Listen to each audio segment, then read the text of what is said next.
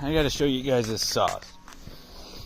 I got this old Husqvarna 440. I've had it for, 5 years, I think.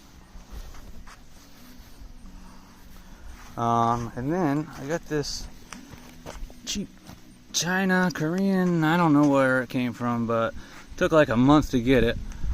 Proyama. And I'm pretty impressed with it. It works real good. It was like $175, and it came with 2 chains, 2 bars, a 16, and an, I think a 18. And then some gloves, and it runs good.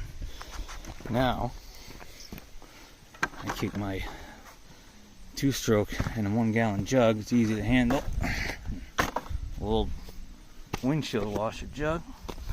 And then, yes, this is used motor oil, or whatever, used hydraulic or transmission, I don't care. And that's what I run for my bar and chain oil. And I don't care what anybody says, it works. This bar is the original to the saw. And I've never greased the end bearing, and I've been running used oil in it since a year after I got it.